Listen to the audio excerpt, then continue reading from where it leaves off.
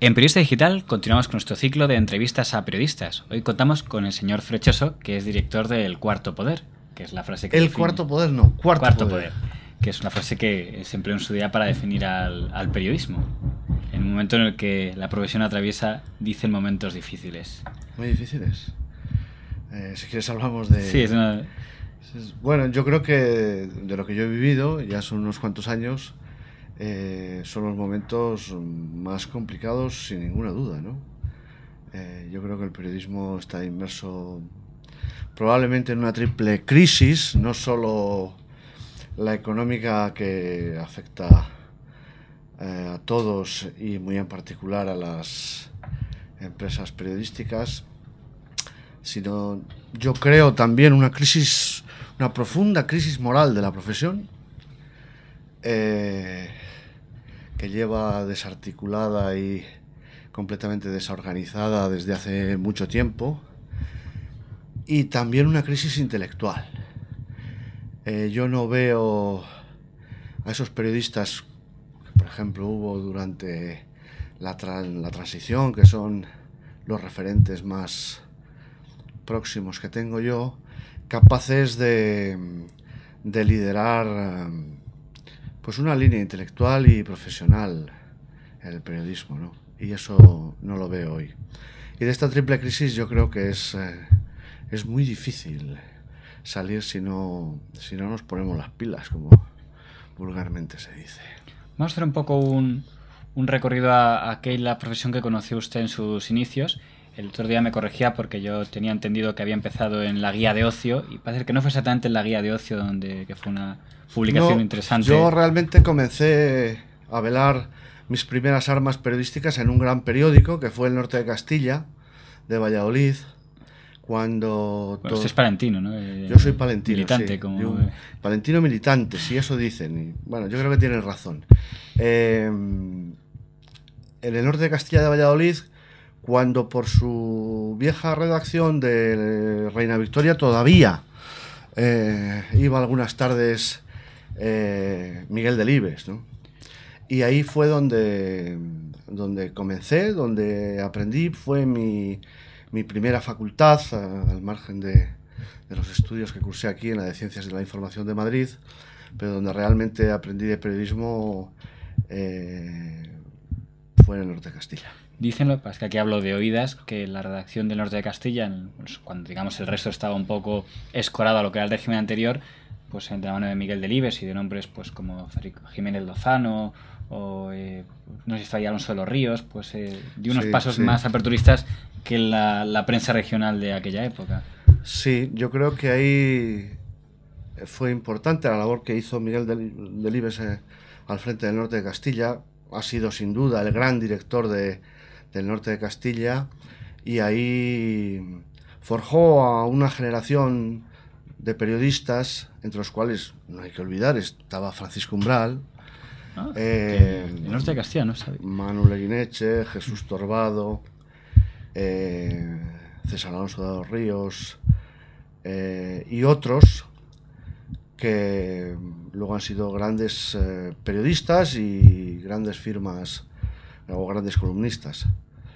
A esa etapa yo ya no llegué. Pero sí llegué a una etapa un poco posterior, y ya digo que todavía Miguel Delibes algunas tardes se acercaba por aquella redacción y por aquel periódico que por entonces dirigía Fernando Altés, ¿no? ¿En qué momento se traslada al mundo de Madrid, por así decirlo, que siempre tiene fama de ser quizá un poco más agitado, más...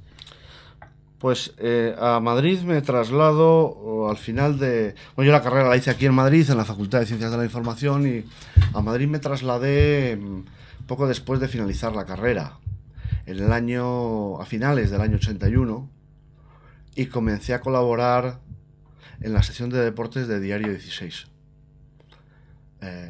¿Y era en esta época en la que colaboró con aquel suplemento de la Guía de Ocio de Florentino Pérez?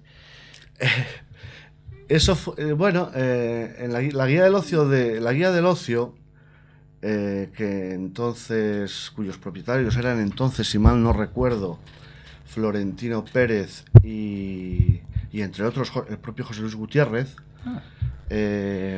O sea, estaba vinculado entonces al grupo 16 un poco, si estaba Gutiérrez. Bueno, pero yo creo que muy circunstancialmente.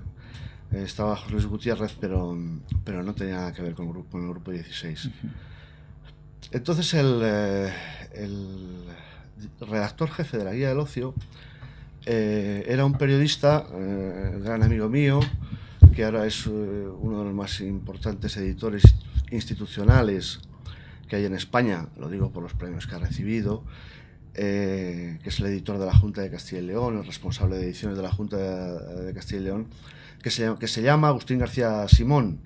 Es también un gran escritor e historiador con varios premios, entre otros el Miguel Delibes de Narrativa, por una obra suya que se llama Valcarros y cuya lectura recomiendo. Estaba redactor jefe y bueno, él decidió que él o el director con él decidió que había que hacer un suplemento especial de cara al Mundial 82. Y ese suplemento especial lo hicimos, además de Agustín García Simón, un periodista muy reconocido hoy día, que es Arsenio Escolar, director de 20 Minutos, que ocupó cargos de responsabilidad importante también, como sabéis, en 5 días y en El País, y yo. Pero fue mi única vinculación con aquella Guía del Ocio, ¿no? Es cierto que con dos extraordinarios y excepcionales periodistas, como Agustín García Simón y Arsenio Escolar, pero no tuve ninguna otra vinculación. Dices que entró en Día 16 de Deportes, pero enseguida, fíjate, estuvimos del año 86, que estaba todo el país con la OTAN, que era la época del referéndum de la OTAN, y las notas de corresponsal político referentes al gobierno y al Partido Socialista van firmadas por Francisco Frechoso, con lo cual ya se ha convertido, digamos, en uno de los corresponsales políticos de Diario 16 más importantes, iba, digamos, sus actos de gobierno. No fue tan fácil, bueno, ese no fue tan fácil. Efectivamente, después de un tiempo de estar en deportes y de coordinar las primeras ediciones regionales que comenzó a lanzar Diario 16, pues hubo la posibilidad de comenzar a trabajar en la sección de Nacional. Y a mí se me encargó en la sección de Nacional, sobre todo al comienzo, la tarea de seguimiento de todo lo que se movía en la izquierda, pero especialmente del Partido Comunista de España y de lo que entonces era solo un proyecto que luego cuajaría, de Izquierda Unida. Y esto es lo que yo en un principio hice, sí, aunque posteriormente efectivamente, bueno, asumí tareas de corresponsalía política. Por ejemplo, este es el Congreso del Partido Comunista de España, que creo que sería el número 12, lo veo aquí, que es en el que se elige a don Julio Anguita, secretario general del partido. Cuenta usted en la crónica que hace que no quería, que es algo que no se ve, que hubo que convencerle hasta última hora, varones y tal, de sea usted, y que él no... Sí, la verdad es que aquel congreso fue complicado por eso, porque todo el mundo tenía claro que el secretario general debía ser Anguita, puesto que era el referente político más importante que en ese momento tenía esta familia política, era alcalde de Córdoba, y se resistió mucho hasta el último momento, ¿no? Porque a él le suponía una ruptura, yo creo, vital, tremenda, venir a Madrid, y bueno, con las presiones de unos y otros, de los varones, del propio Gerardo Iglesias y de comisiones obreras, del secretario general de comisiones obreras de entonces, Antonio Gutiérrez, pues al final tuve que asumir la Secretaría General del PC y poco después la Coordinación General de Izquierda Unida. Sí. Llama la atención a veces pensando en la figura de don Julio Anguita, que hubo un momento en el que parecía que la propia izquierda mediática le arreaba por todas partes porque era como un vendido a la derecha y tal, que era lo que se decía entonces, y ahora en cambio parece que es visto y recordado como un auténtico referente de la izquierda. Bueno, es que ahora mismo lo es, ¿no? Ahí están sus conferencias abarrotadas y sus vídeos que circulan sin cesar por YouTube, por la red. Se le considera incluso un auténtico precursor del 15M por por los diagnósticos políticos que hacía en su día y que han resultado acertados. Pero es verdad que durante su trayectoria política y durante el mandato del PSOE, a Anguita se le demonizó como responsable de la pinza, ¿no? Yo nunca estuve muy de acuerdo con que esa pinza, con la existencia de esa pinza. Creo que se fue muy injusto con Julio Anguita, pero las cosas son así. Y el estigma de la pinza, pinza Izquierda Unida, PP, lo llevará hasta el fin de sus días, claro. Bueno, antes de sacar otros casos de como son ya del Mundo, le quería preguntar, usted no solo es que se pasara al Mundo, sino que es uno de los fundadores del diario El Mundo. Entonces, antes de preguntarle por otros trabajos de corresponsal político en El Mundo, le quería preguntar por esa decisión que visto ahora puede parecer fácil, pero en aquel momento un proyecto nuevo que empieza de la nada, porque ahora El Mundo, o por lo menos hasta hace poco, se veía como algo sólido, pero en aquel momento era el periódico que salía nuevo frente a Diario 16, que era, digamos, el grande, ¿no? El que tenía una trayectoria de unos 10 años, creo que debían ser aproximadamente los que tenía. Y usted, junto con otros muchos, decidió apostar por irse a la nueva casa. No fue fácil, no fue fácil la decisión. De hecho, yo creo que en la redacción se vivió aquello como de una forma muy traumática, ¿no? Una especie de ruptura entre hermanos, entre compañeros. Y la verdad es que nadie tenía muy claro que el proyecto que lideraba entonces Pedro J. y sigue liderando Pedro J. Ramírez fuera a tener éxito. Había muchas dudas. De hecho, y así lo recoge el propio director del Mundo en un libro biográfico que creo que se titula El Mundo en mis manos.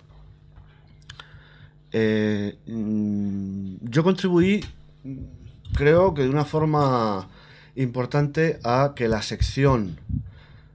mayoría de la sección de Nacional, de Diario 16, se pasara al Mundo, o apostara por el proyecto del Mundo. Y es verdad que no fue fácil, ¿no? Porque periodistas ahora muy reconocidos como puede ser Lucía Méndez o Fernando Garea y otros, cuando yo les planteé la posibilidad de irnos al Mundo casi en bloque, me expresaron muchas dudas y fue difícil convencerlos. Al final yo tuve claro que el proyecto que en aquel momento pues merecía la pena apostar por él era El Mundo, y bueno, en alguna medida soy culpable de haberles convencido, ¿no? Me sorprendió cuando en el libro del señor Díaz Herrera dicen que no solo era empleado, sino que era accionista del diario El Mundo en su etapa inicial. Es verdad que era un grupo de redactores. Accionistas en el diario El Mundo, fuimos todos los fundadores, todos. ¿Y si me olvida también Alfonso Rojo? Por supuesto. Y con un número de acciones muy superior al mío. Sí. También Alfonso Rojo, claro. Miralles, imagino. Sí. En función del cargo que asumían, el periódico regaló, donó, no sé cuál es exactamente la palabra que define exactamente esa figura, una serie de acciones liberadas por las que los redactores, los periodistas, pagaban una cantidad absolutamente simbólica, ¿no? Pero por eso te digo que todo el grupo de fundadores, desde los más cercanos a Pedro J. entonces hasta los últimos que se incorporaron, fueron accionistas del periódico en cantidades que iban directamente relacionadas al cargo que ocupaban. ¿Y en su caso en qué momento dejó? Bueno, Digo, la parte accionista, no me sí, refiero a la... yo no recuerdo exactamente el año, pero yo dejé de ser accionista del Mundo, pues coincidiendo con mi decepción del proyecto, ¿no? Con mi desencanto del proyecto. Luego le voy a preguntar por esa parte, pero me interesa volver un poco a la parte de corresponsal. Ahora que recientemente se habla mucho lo de las filtraciones, de que salió al señor Rubalcaba diciéndole a un compañero de quién ha filtrado tal, a mí me llama la atención, por ejemplo, es una portada, pero vamos, lo de menos es ya el tema concreto de que sale que en una reunión, una ejecutiva, se han peleado Felipe González y Alfonso Guerra, que ya no es un segunda fila, eran los dos grandes secretarios generales y secretario general adjunto, presidente y ex vicepresidente. ¿Cómo, bueno, no digo que me desvele sus fuentes, pero cómo en esa práctica de conseguir enterarse de lo que pasaba dentro de las ejecutivas de los partidos? Esta, por ejemplo, ya es después de toda la pelea de Borrell y Almunia, veo que debía ser corresponsal muy cercano a lo que pasa en el PSOE, porque son dos etapas diferentes del PSOE, pero la siguió completamente. Y eso, enterarse de lo que pasa en las reuniones a puerta cerrada, no debe ser... Por lo menos, ahora en esta generación que estamos acostumbrados a mirarlo todo en internet, en aquel momento enterarse de lo que pasaba dentro de las ejecutivas, me imagino que no debía de ser nada fácil. No, no era fácil. No era fácil, pero es que es el periodismo. El periodismo es tener fuentes. Es tener fuentes, y sin fuentes no se hace nada, ¿no? Entonces, hombre, yo tenía una dificultad añadida, y es que El Mundo... Es que con eso en aquel momento, en 1995, había pasado lo de el GAL, sí. Lo del GAL y el enfrentamiento con el gobierno y con la cúpula dirigente del PSOE era tremendo, era tremendo. Y a mí me resultaba mucho más complicado que a cualquier otro periodista, incluso de medios más conservadores, pues acceder a esta información. Pero bueno, el trabajo de un periodista es eso, es buscarse fuentes, y si fracasa una, intentarlo con otra, y luego tener una trayectoria, ¿no? Yo creo que eso es importante. Me refiero a tener una trayectoria, pues, que se rija por los principios básicos de lo que fue siempre el periodismo, ¿no? De seriedad, de rigor y de independencia profesional, ¿no? Individual.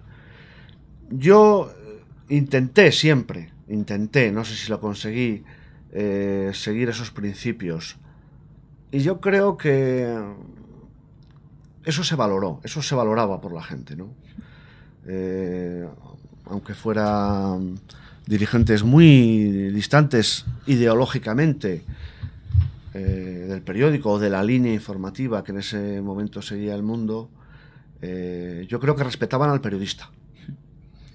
La verdad es que mirando un poco algunas ruedas de prensa que a usted también le tocó cubrir, me llama la atención esta en concreto, no sé si se va a recordar, pero que yo no la conocía. Acaban de detener a un general de la Guardia Civil, Rodríguez Galindo, acusado de doble asesinato, y dan una rueda de prensa en sede del PSOE, dos exministros de Interior y un secretario de Estado, para decir que le apoyan totalmente y que están dispuestos a compartir prisión con él.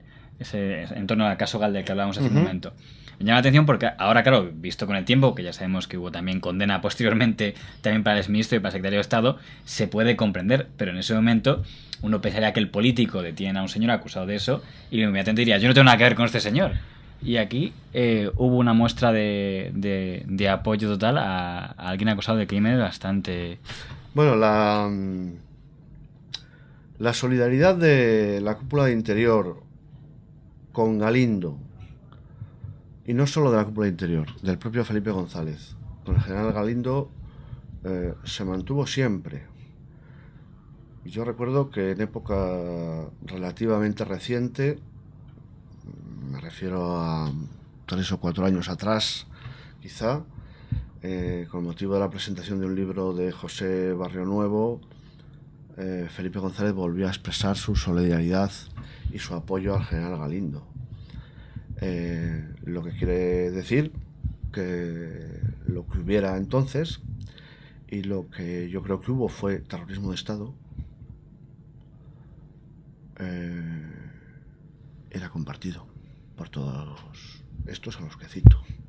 Entiendo que, por ejemplo, cuando le preguntamos a señor Anson por este tema, él nos opinaba que se fue injusto con este señor que no era presidente de la postura del mundo. Entiendo que no comparte usted esa opinión que tenía el señor Anson.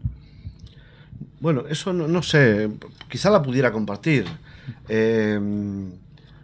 No sé si se fue injusto. Tampoco No, detalló más, simplemente dijo, creo que se fue no. injusto con él. No sé, yo creo que se ha sido injusto con Barrio Nuevo. A ver, el caso de Vera lo conozco menos, pero con Barrio Nuevo se ha sido. Yo sí que he visto injusticias con él por parte de su partido a posteriori. A posteriori, cuando se le ha retirado Que no le pagan los abogados de los repente. abogados y cuando se le ha hecho de menos o cuando. Pero. Pero yo no sé si se. Yo no creo que se fuera injusto. Es verdad, es cierto, que visto con perspectiva, hubo una campaña terrorífica por parte del mundo contra la cúpula de Interior. Yo creo que con la única intención de dañar políticamente al PSOE. ¿Le parecía justificado usar la palabra, por una palabra que se usó en ese momento, trama de acoso y derribo? ¿O se quería exagerar? Hubo una campaña de acoso y derribo contra el PSOE sin ninguna duda. Sin ninguna duda. Ahora, el tema del terrorismo de Estado está ahí, ¿no? Que se utilizara políticamente, es obvio que se utilizó. De manera a veces artera, sin ninguna duda. Pero eso no. Que era verdad la información. Que en todo Claro, caso eso no verdad. es óbice para reconocer que, y a las pruebas nos podemos remitir, hubo terrorismo de Estado. Otro tema que usted también siguió, como muchos de los periodistas de primera fila de aquel momento, es el de las entrevistas. He cogido aquí como ejemplo una al señor Juan Carlos Rodríguez Ibarra, que ahora ya quizá los más jóvenes no le recuerden, pero era uno de los terremotos políticos que había en España, presidente de Extremadura, y que presumía de no tener pelos en la lengua. De hecho, en esta entrevista se mete un poco con su jefe de filas, que todavía era don Felipe González, y se mete con el Partido Popular, que acaba de ganar las elecciones, y con Convergencia y Unión. Sin ceñirse a este caso, usted como entrevistador, es en ese cara a cara con los políticos y no políticos segunda fila, estamos hablando de auténticas primeras filas, ¿qué experiencia tiene de aquella etapa en el mundo, con los políticos con los que tuvo que lidiar? ¿Alguno que se lo puso un poco difícil? Me imagino que el señor Rodríguez Ibarra, con la de cosas que le iba a decir con él sobre el mundo, no debía ser una entrevista fácil. Pues fueron fáciles todas las entrevistas con Juan Carlos Rodríguez Ibarra, sí. La verdad es que siempre fue una persona con la que tuve una relación muy fluida, no de amistad, pero sí de profesional a político, una excelente relación. Quizá la imagen brusca era más su imagen en los medios, pero en el trato yo real... creo que sí, en el trato personal era una persona amable, encantadora y que facilitaba mucho las cosas, ¿no? Y bueno, yo le hice unas cuantas entrevistas a Juan Carlos Rodríguez Ibarra, siempre en Mérida, siempre había que ir a su territorio, y allí le hacíamos las entrevistas, sí. Tengo buen recuerdo de Juan Carlos Rodríguez Ibarra. La leyenda de que algún político llame luego y digo, no, esa frase que he dicho, quítala, niego haberla dicho, ¿es real o es un poco de la ficción que se dice a veces de las entrevistas? La gran mayoría de los políticos a los que yo he entrevistado nunca pidieron hacer correcciones o ver previamente las entrevistas o eliminar. Hay, sin embargo, alguna excepción que no citaré por respeto, que exigía ver la entrevista una vez redactada. Y eso a mí me planteaba un dilema moral, pero al final llega a la conclusión de que era su entrevista, ¿no? Era su entrevista. Y tenía derecho a rectificar, si quería, sus palabras antes de que salieran. Yo creo que a veces, cuando corregía, lo ponía peor, o sea que tampoco es muy problemático ese asunto. Una época en la que usted también fue tertuliano en la televisión, concretamente Sí. en la mirada crítica o no, La mirada crítica crítica de de doña Monserrat Telecinco. Domínguez, que luego se iría a Antena 3 con Rudy Ibérico, pero en aquel momento estaba todavía en Telecinco. En aquel momento el tipo de tertulias que hay, claro, la generación, digamos, que ha habido la etapa del 2008, 2004-2008, hemos visto las tertulias de 59 segundos y de La Noria, muy de gritos, que me perdonen todos los participantes, incluyendo el director.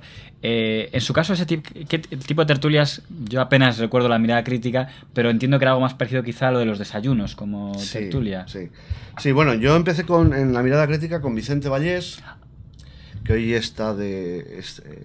Vallés ya había estado... Entonces, Vallés estuvo 2 veces, entonces. Bueno, yo no sé si estuvo dos creo que después de veces. Monserrat volvió. Volvió, probablemente, claro, sí. Debió ser así. Y comencé con Vicente Vallés en la mirada crítica, y sí, era una tertulia política más parecida a los desayunos de televisión española que otro tipo de programas, efectivamente. No se busca en todo caso que hubiera, digamos, grandes broncas. Ni estas cosas que les piden ahora de tú da caña y es importante que mantengáis esas cosas no se nos pedían antes. Bueno, tengo que preguntar por un famoso incidente que seguramente ya estará harto de que le pregunten, pero como en este repaso lo tenemos que incluir, que es la famosa huelga general del año 2003, creo que es, no creo que 2002, ¿no? Bueno, 2002, que es lo que provoca, antes le corté cuando, la salida del diario El Mundo. En el fondo, aquí lo que me ha llamado la atención cuando he buscado la noticia es la gran diferencia entre un medio y otro. En el diario El País se titula El Mundo condenado por violar la libertad de expresión de un redactor, que se refería a usted, y en el caso del Mundo titulan Un exalto cargo de Corcuera y Vera condena al Mundo sin base jurídica. Ahora que ya han pasado casi 10 años de este pleito, ¿qué reflexión le lleva a recordar a este incidente? Bueno, lo más importante que hay que decir, por resumir la historia, es que el litigio que mantuve con la dirección del Mundo concluyó con una condena del Tribunal Constitucional, o sea, la más alta distancia de este país, contra el director del Mundo por vulnerar la libertad de expresión de un periodista. Es, que yo sepa, el único periodista español que está condenado por vulnerar la libertad de expresión. Es decir, es como si al director de La Paz siguiera de director después de haber sido condenado por negligencia médica. Bueno, pues este es el caso de Pedro J. Ramírez, condenado por vulnerar la libertad de expresión por el Tribunal Constitucional. Fue un litigio de 5 años en el que, bueno, yo creo que esta es una época en la que el Mundo ya entra en una fase de alineamiento descarado con la derecha más dura de este país. Es la historia que había hecho un decretazo el gobierno del Partido Popular y... Sí, bueno, la historia es muy sencilla. La historia es que hay una huelga general, que yo apoyo la huelga general en la redacción, dentro de la propia redacción, de forma muy activa. El día de la propia huelga general, formando parte de un piquete informativo en la puerta del Mundo, y coincide que al día siguiente pues yo tengo que ir a la mirada crítica, ¿no? Y en la mirada crítica digo que el Mundo ha manipulado la información sobre la huelga general, que ha manipulado también la información sobre el seguimiento de la huelga general en la propia redacción, y que siento vergüenza, una vergüenza que no me ha abandonado ni siquiera hoy, cuando lo recuerdo, de que el periódico tuviera que salir de la rotativa en furgones de la policía a sus puntos de distribución. Claro. Y esto fue el detonante para que mi presencia en la mirada crítica, que ya había sido cuestionada desde hacía tiempo, pues se acabara. La duda que yo tenía, aunque lo ha respondido, es por qué a unos sí y a otros no, porque lo que le había leído es que había varios redactores del Mundo que iban a tertulias, pues Justino Sinova, Alfonso Rojo, muchos de ellos, y solo usted, entiendo que sería por esta actitud. Sí, y además se creó en una actitud absolutamente infantil que luego los tribunales rechazaron completamente. Ellos se argumentaban que se había creado una norma general para todos y que se revisaban las participaciones en tertulias de todo el mundo y que, bueno, en mi caso se había revisado la participación en la única en la que participaba. Lo cierto, como así se demostró en todas las sentencias judiciales, excepto en una, del Tribunal Superior de Justicia de Madrid, que fue completamente descalificada por el Constitucional, lo que se demostró es que se había creado una norma para mi caso, intentando hacerla pasar como una norma general, para vetar mi presencia en Telecinco. Lo que puede preguntarse a alguien es si en un momento determinado se decide usted abandonar el periódico, no sé si es porque lo decide o lo deciden por usted otros, en ese momento uno pensaría, ahora ya sí podrá ir a tertulias, pero ¿no volvió usted a ejercer de tertuliano en la televisión? Bueno, estoy esperando que me llamen. Bueno, claro, no sé si a lo mejor era voluntario. Digo. Tampoco, hombre, a las tertulias vas por varias cosas, una porque te llaman y otra porque insistes en ir, ¿no? La verdad es que yo ahora tengo muchísimo trabajo, ¿no? De que hablemos del siguiente proyecto. Y entonces mi participación en las tertulias sería para mí un sobreesfuerzo que realmente no me compensaría, ¿no? No me compensaría. Entonces tampoco he hecho ninguna gestión para que algún amigo, algún compañero de los que están en las tertulias, facilite mi participación en alguna de estas, ¿no? Es un género que yo considero que tenga mucho éxito, pero que a mí me ha dejado de interesar hace tiempo, ¿eh? El tertulianismo Sí, a mí me ha dejado de interesar, lo que no significa que no lo respete y que no...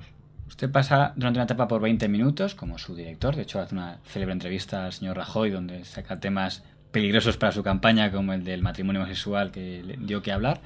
Y en un momento determinado decide lanzarse a un proyecto propio. Bueno, propio no, había más gente, pero un proyecto en internet que mantiene la actualidad, que es Cuarto Poder. Cuarto Poder. Cuartopoder.es, sí. Un paso muy fugaz por 20 minutos. Yo era sigo siendo amigo del director, de Arsenio Escolar. Me ofreció esa oportunidad. Y me lancé a un mundo que desconocía, como es el de la prensa gratuita, muy distinto del periodismo. Se hace un periodismo muy distinto al que yo estaba acostumbrado. Pero bueno, es una etapa interesante de mi vida y es verdad que coincidió mi última etapa en 20 minutos, que finalizó por mutuo acuerdo entre mi amigo Arsenio Escolar y yo. La última etapa coincidió con las elecciones generales de 2008. Sí.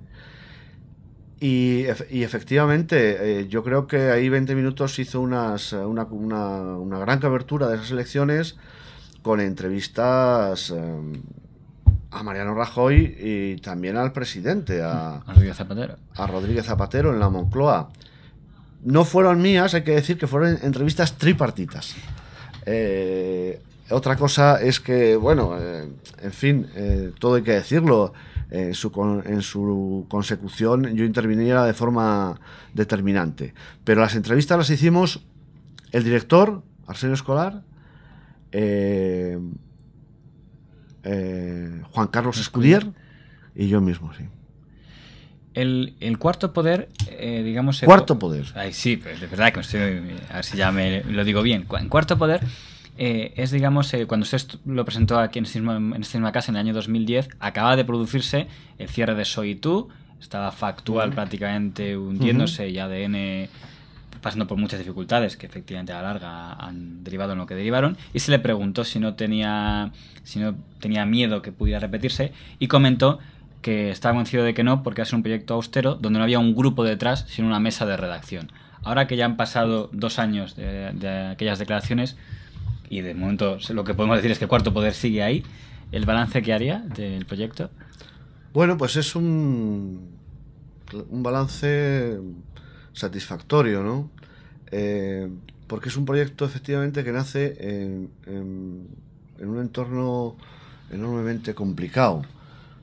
Es la crisis, el comienzo de la crisis económica, en el que un grupo de periodistas que encabezamos Juan Carlos Escudier y yo mismo, se lanza a esta aventura.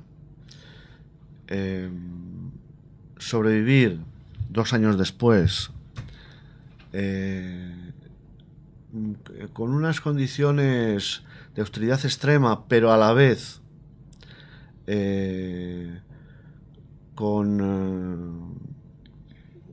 haciendo el esfuerzo de pagar a todo el mundo que escribe en Cuarto Poder, algo que no pueden decir ni siquiera los grandes periódicos,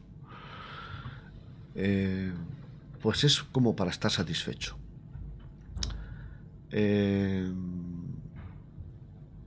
Cuarto Poder ha tenido un crecimiento sostenido, quizás más lento de lo que esperaban algunos, pero más rápido de lo que esperábamos otros.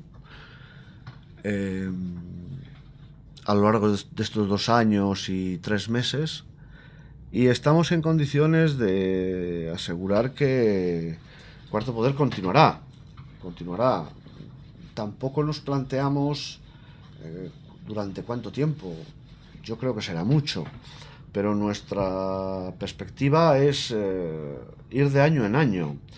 Entonces, bueno, hemos cumplido 2, sabemos que vamos a cumplir 3 y que las perspectivas para cuando acabemos el tercero, las perspectivas para el cuarto esperamos que sean mejores. Confieso que en algún sitio cuando he leído, ahora que se acaba de estrenar el Huffington Post, que de hecho hubo una entrevista a la directora en Cuarto Poder, que decía, en algún sitio leí que era el primer diario de blogs y agregadores, y digo, hombre, el primero, por lo menos Cuarto Poder estaba ya desde hace un tiempo. Nosotros tenemos un lema que ahí está, y entonces, bueno, somos el primer periódico de blogs en castellano, es lo que decimos siempre, ¿no? Y lo tenemos en nuestra cabecera y es nuestra leyenda en internet y figura en todos sitios. El primer periódico de blogs en castellano, porque es así. Lo que ocurre que ahora, tras la salida del Huffington Post, que dirige una periodista a la que yo tengo un especial cariño, porque ella me ayudó y fue valiente a la hora de defenderme justamente cuando estalló el conflicto con El Mundo, porque ella estaba al frente de la mirada crítica. Y de ella solo puedo tener palabras de elogio. Sin embargo, de su producto, pues claro, es algo que no sé cómo definir. Pero en cualquier caso, después de la salida de Huffington Post, estamos pensando cambiar el lema y decir el primer periódico de blogs en castellano que paga, porque es verdad. Y esto nos cuesta mucho, y nos cuesta sacrificios, y nos cuesta pues cobrar cantidades muy ajustadas y mantener una política de austeridad tremenda, ¿no? Esto que también tiene secciones bastante interesantes del periodismo de periodistas, que siempre es algo peligroso, pero estoy pensando en la semana pasada, que creo que fue de los, no sé si el único, pero de los que mejor información tenía de la crisis del diario El Mundo, como otros tantos periódicos, ¿no? Pero es verdad que había ahí una compañera, creo que era Silvia Padrón, sí, unas informaciones bastante concretas y completas de la crisis de ese periódico. Sí, yo creo que hizo un seguimiento pues muy, muy acertado, y así se lo reconocieron. Bueno, las redes sociales, los propios trabajadores del Mundo reconocieron que su información era una de las mejores que se había publicado. Bueno, sí, nosotros somos un periódico generalista, aunque nuestros pilares básicos sean las secciones clásicas de política, economía internacional. Tenemos salud, tenemos innovación, tenemos medio ambiente y tenemos comunicación. que cubrimos con gente importante, pues Silvia Padrón, que acabas de mencionar, o John Antolino, en fin, o más gente, ¿no? Pues eso, no, me había olvidado antes de mencionarlo, trabajó con usted, creo que doña Irene Lozano, que ahora es diputada, ¿no? No solo trabajó, sino que fue fundadora del proyecto y adjunta al director de Cuarto Poder. ¿Qué opina bueno, como libremente decide dedicarse a la política? Sí, no sé si usted ha tenido esa tentación alguna vez. No, nunca. Ni he tenido ofertas tampoco, ¿eh? Nunca he tenido ofertas para participar en política. Nunca participaría en política. No pretendo dejar una imagen muy pesimista, aunque es verdad que las circunstancias lo fuerzan. Hace poco le leía en Twitter, hablando del debacle del periódico Tiene un responsable, que por vergüenza debería irse, pero nunca la tuvo. Sin entrarme concretamente en el caso del Mundo, porque en el caso del Mundo, en el caso del País, en el caso de estos grandes periódicos que en algún momento parecían grandes bastiones, y ahora los vemos como los vemos, ¿qué análisis hace usted de qué ha pasado allí? Quizá en algún momento que ya más en la expansión apostaron por proyectos como las televisiones, que parece que ninguna televisión de ningún periódico, ni la 10 de ABC ha salido bien. Cuando publicase el tuit, ¿qué balance hace, digamos, de los que han llevado los grandes periódicos a una situación como mínimo difícil en la actualidad? Bueno, yo creo que el mundo del periodismo, cuando llegó un momento en el que se vio que la información daba dinero, se mercantilizó. Al mercantilizarse, la estructura tradicional de las empresas informativas, que en este país estaba normalmente ligada a familias de tradición liberal, que tampoco tenían como objetivo máximo hacer negocio con la edición de periódicos.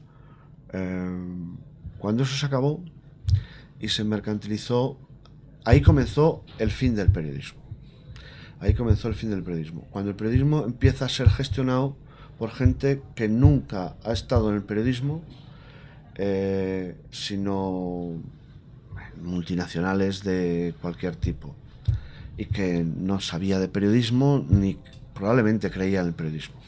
Era una forma más de, o una buena forma en ese momento de ganar dinero, y dio mucho dinero y ha enriquecido a mucha gente, entre ellos a los directores más conocidos de este país, que en este momento es gente que ha hecho mucho dinero, ¿no?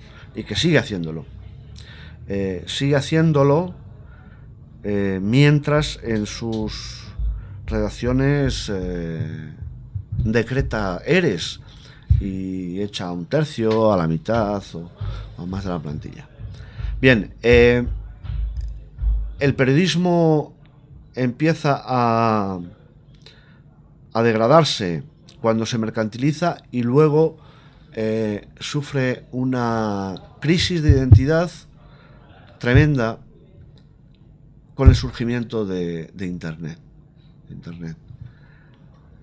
En ese momento los responsables empiezan a dar bandazos, a no saber qué hacer, a poner en funcionamiento fórmulas que van fracasando una detrás de otra, y la puntilla ha sido la crisis económica, ¿no?